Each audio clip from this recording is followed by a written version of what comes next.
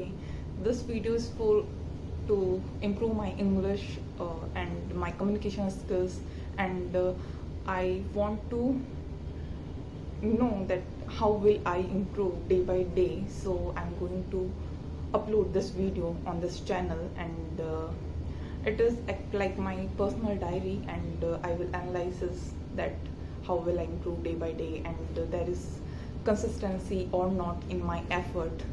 So first today I'm going to start with a random topic. Let's talk about state. Do you know how the concept of state been created, and how this concept of state and concept of constitutionalism, concept of communism, or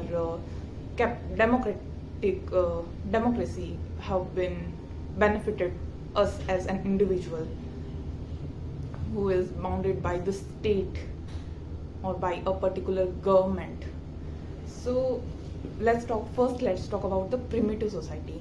Primitive society from Stone Age era, when an individual is work on their own need, their personal need, that is to fill their stomach, and for this they did the hunting and fill their stomach by this, and that's how they are not engaged in the group or individual. And although they started as a group for the hunting purposes, but there are no such kind of rule and regulation which binds them to move as a society or to move as a particular state. Then later on, in Chalcolithic or in Bronze Age era, such as Mesopotamian civilization or Indus Valley civilization, the concept of state have been evolved in very quick manner, because they started to settle, and produce the agricultural products. So they want that they produced for their own need, as well as the surplus is going to the market, and they going to sell them, or they can in exchange of them, they can anything in exchange of them when they didn't need this. So from this kind of transaction, they need that there is a set of rules and regulation which is uniform at every place, or in a particular area. So the rule and regulation or the state formed, and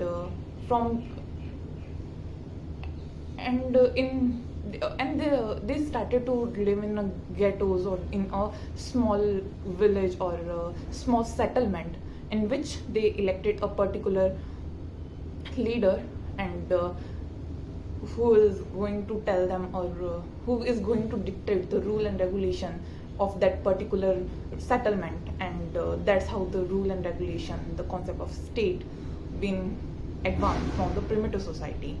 And in today's society,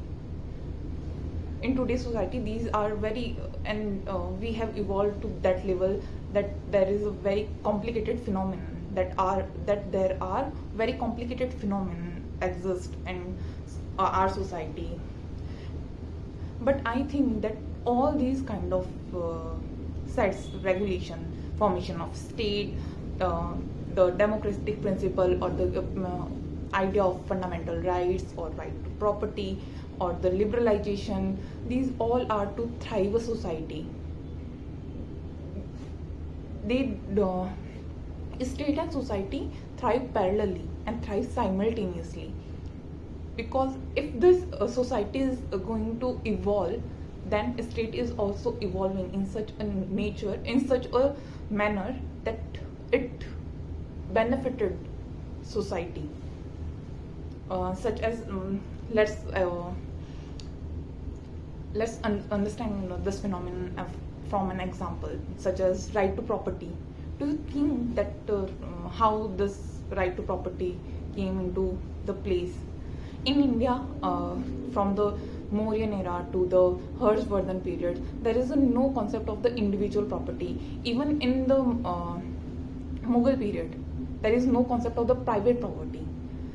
Even in the and when the later when the Britishers came, they introduced a system of jamidari and Retwari or Meherwari system to form a property as a sellable commodity. So they introduce a concept of property as a sellable commodity, or property of as an individual right. So that's how the right to property have been evolved in the Indian society. But the concept came from the American society, because they want to expand their because 13 colony of the Britishers in American, they want to expand their agriculture activity, they want to expand their territories. So they acquire the and they seized the property of the tribal or original, and they mark the boundaries, they mark them, and they surrounded them with security and all. So that's how the concept of right to property came into place. And that's how the then American thinkers such as John Locke, they said that the right to property is a very fundamental in nature. It is a natural right of the citizen, and it is a pre-political in nature. Even if state doesn't exist or state didn't exist, but the right to property have always been existed. So that's how they want to acquire the property, they want to expand their territories, and that's how the right to property came into place. So right to property helps American or colonizer to expand their territories. So that's how the concept of right to properties help in a society or colonizer to thrive them, to establish their rule. And that's how the society and state progress simultaneously. And we can see in see such example in our today's society as well, such as concept of tax. Do you know that if we think about the tax means we particular part of a particular part of your personal income or personal wealth going to the state or the government. And why do we authorize the government to take away our very own personal earning? Because we want a peaceful society, we want law and order, we want a very secure society. We want that we don't have any external as well as internal threat, and this helps the capitalist class. Because if a society has very unstable and there is very law and order status is not very good in a state, then do you think that any company or any corporate will operate there? No, they want peace, they want law and order, they want a proper rule and regulation on which they work, and they will have security that if we are going to invest this much of amount, we are going to get a proper and a significant output which we will think. So that's how the corporate work operate, and they need a stable society, they need more rule and regulation. So tax as a concept, the money which they give deliberately on to the government, which provide them benefit. So and that's also and that's how the state tax, the very complex phenomena such as CSR, corporate social responsibility, have been created. Let's talk about CSR in little detail. CSR is a type of fund which is provided by a corporate, which is either public or private, to improve the social condition of that society. It is either in form of education, or in form of medical facilities, or in form of infrastructural development, because all this going to help them. If there is a better education system, it provides a ready-made surplus amount of youth who want to employed in such kind of corporate. If there is a better infrastructure facilities such as roads, such as ports and railways, it benefited corporate, it benefited the company to make a smooth transaction, or smooth transportation from one place to another. And if there is a better medical facilities and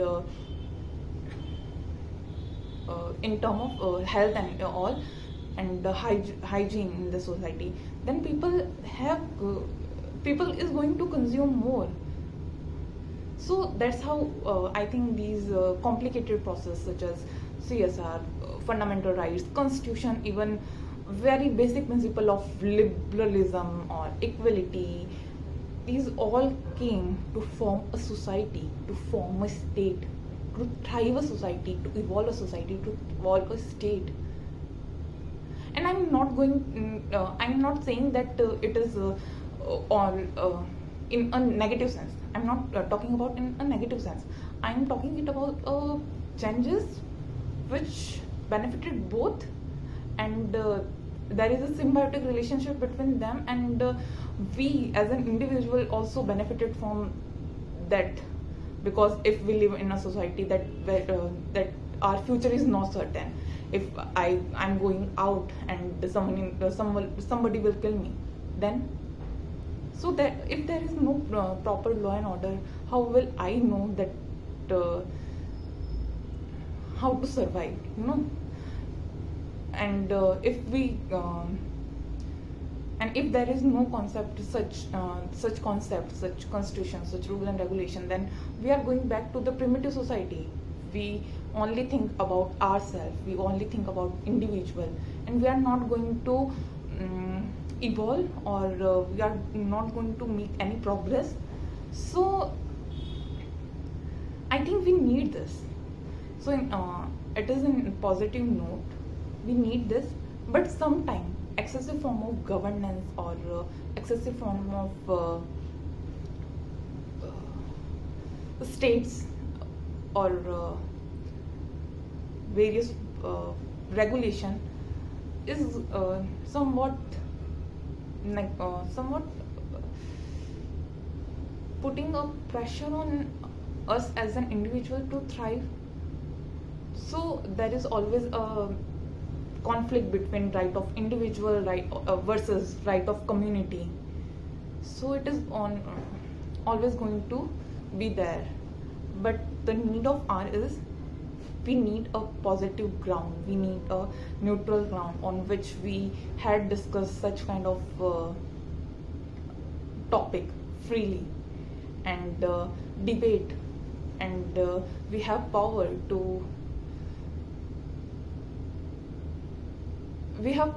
or we have our say in formation of such rule and regulation. Thank you.